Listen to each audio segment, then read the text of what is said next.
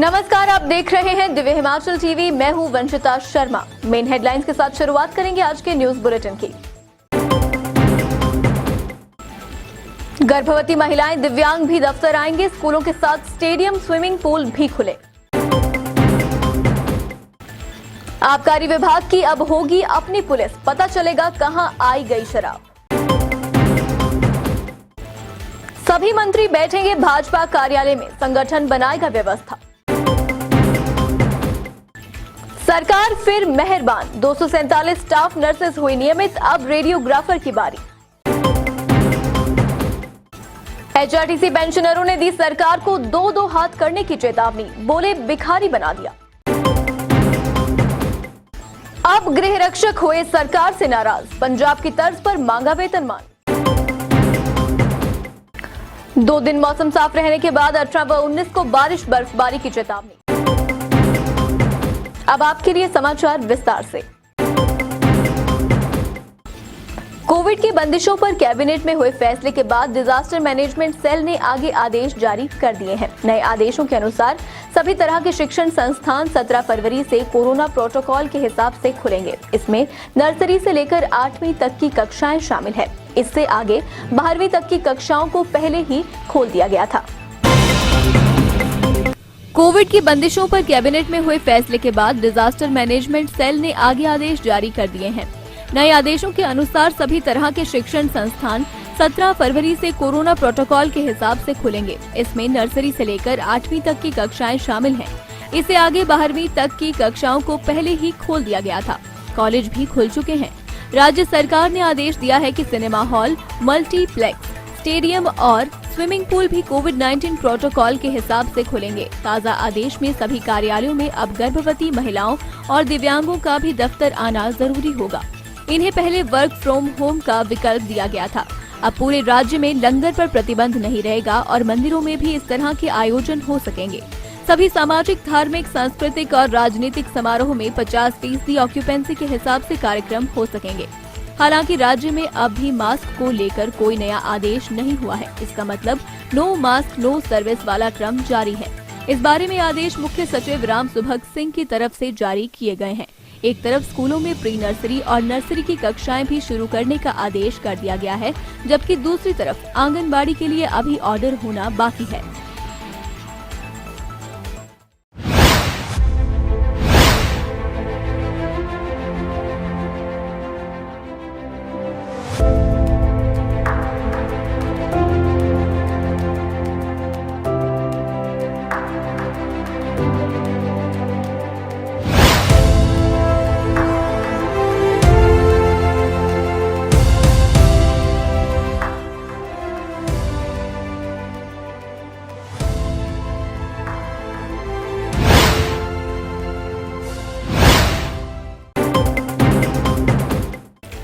आबकारी एवं कराधान विभाग की नई पॉलिसी पर मंथन शुरू हो गया है। पॉलिसी का ताना बाना ट्रैक एंड ट्रेस और अपनी पुलिस के इर्द गिर्द बुना गया है। इस बार पॉलिसी में विभाग की अपनी पुलिस की पैरवी की जा रही है। पॉलिसी को विभाग तैयार कर रहा है और ये इसी माह लागू होगी।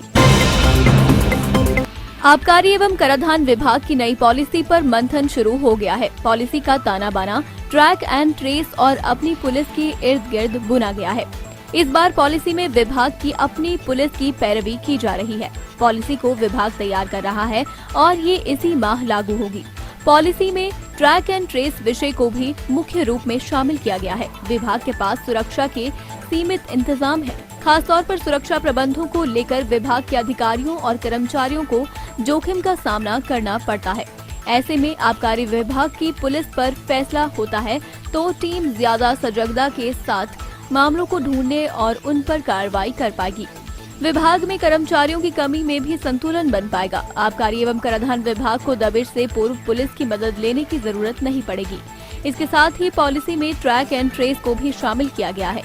इसका सॉफ्टवेयर तैयार हो चुका है और आगामी कड़ी में ऐप बनाने की तैयारी चल रही है। इस ऐप की मदद से बोतल पर लगे होलोग्राम को स्कैन किया जा सकेगा।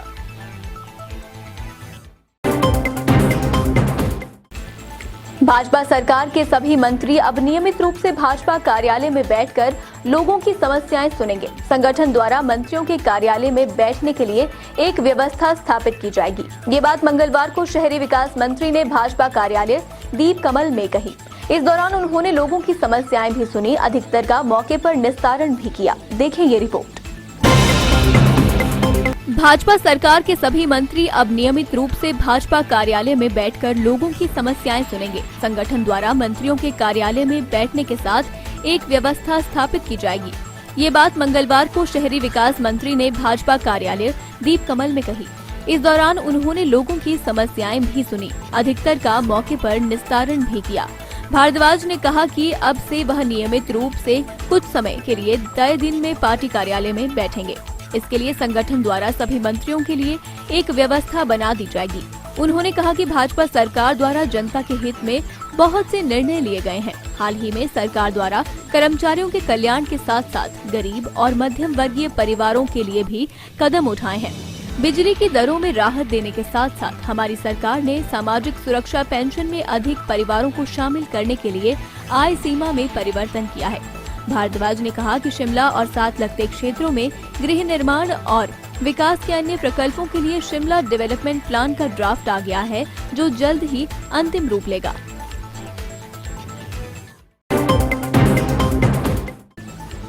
वर्तमान सरकार अपने कर्मचारियों के लिए हर रोज कोई ना कोई खुशखबरी लेकर आ रही है। हालांकि कर्मचारी कभी खुश नहीं होने जैसा व्यवहार करते कई बार नजर आते हैं। ताजा समाचार उन नर्सों के लिए है जो 2 साल से रेगुलर होने का इंतजार कर रही थी। हेल्थ डिपार्टमेंट ने मंगलवार को 247 स्टाफ नर्सेज को नियमित करने के आदेश जारी कर दिए हैं। आइए देखते हैं ये रिपोर्ट। हिमाचल प्रदेश के सरकारी अस्पतालों में काम कर रही स्टाफ नर्सेज का इंतजार अब समाप्त हो गया है। स्वास्थ्य विभाग की ओर से मंगलवार को 247 स्टाफ नर्सेज को नियमित करने के आदेश जारी कर दिए गए हैं। ऐसे में स्टाफ नर्सेज का लंबे समय से चला आ रहा इंतजार अब समाप्त हो गया है। स्वास्थ्य विभाग ने स्क्रीनिंग प्रक्रिया के बाद उन स्टाफ नर्सेज को नियमित कर दिया है जो 2 साल का कार्यकाल पूरा करने के बाद स्टाफ नर्स बनने की योग्यताओं को पूरा करती हैं। स्टाफ नर्सेज के अलावा अन्य 5 श्रेणियों के कर्मचारियों को नियमित करने के लिए स्वास्थ्य विभाग की ओर से पहले से ही आदेश जारी कर दिए गए थे। इनमें 462 कर्मचारियों को नियमित किया गया था। स्वास्थ्य विभाग की ओर से पहले जारी आदेशों के अनुसार 5 श्रेणियों के कर्मचारियों को नियमित किया गया है। इसी बीच पता चला है कि जल्द ही रेडियोग्राफर को भी रेगुलर कर दिया जाएगा। महीने की 15 तारीख बीत जाने के बाद भी पेंशनरों को अभी तक पेंशन नहीं दी गई है। पेंशन न मिलने से एचआरटीसी पेंशनर नाराज हैं। उन्होंने चेताया है कि अगर सरकार की ओर से समय पर पेंशन जारी नहीं की जाती है तो फिर पेंशनर सरकार के खिलाफ संघर्ष शुरू कर देंगे। देखिए और क्या कहा पेंशनरों ने। महीने की 15 तारीख बीत जाने के बाद भी पेंशनरों को अभी तक पेंशन नहीं दी गई है। पेंशन न मिलने से एचआरटीसी पेंशनर नाराज हैं। उन्होंने चेताया है कि अगर सरकार की ओर से समय पर पेंशन जारी नहीं की जाती है तो फिर पेंशनर सरकार के खिलाफ संघर्ष शुरू कर देंगे। इसके लिए सिर्फ सरकार व एचआरटीसी प्रबंधन जिम्मेदार होगा।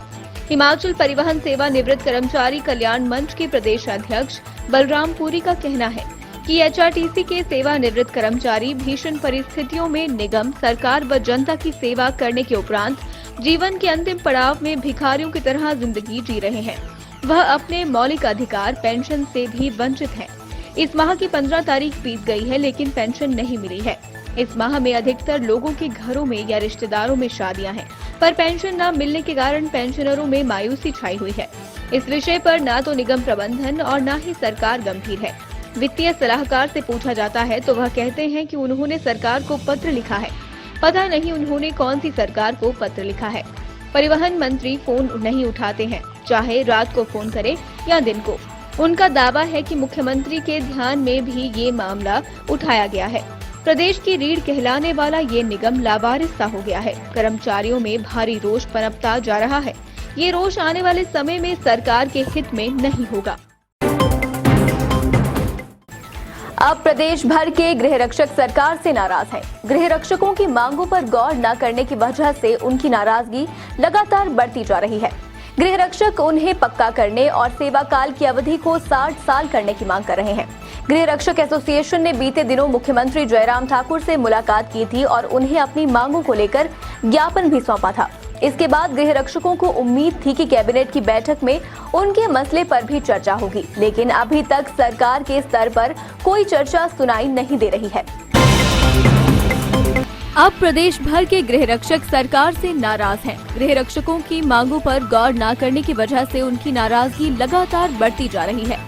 गृह रक्षक उन्हें पक्का करने और सेवा काल की अवधि को 60 साल करने की मांग कर रहे हैं। गृह रक्षक एसोसिएशन ने बीते दिनों मुख्यमंत्री जयराम ठाकुर से मुलाकात की थी और उन्हें अपनी मांगों को लेकर ज्ञापन भी सौंपा था।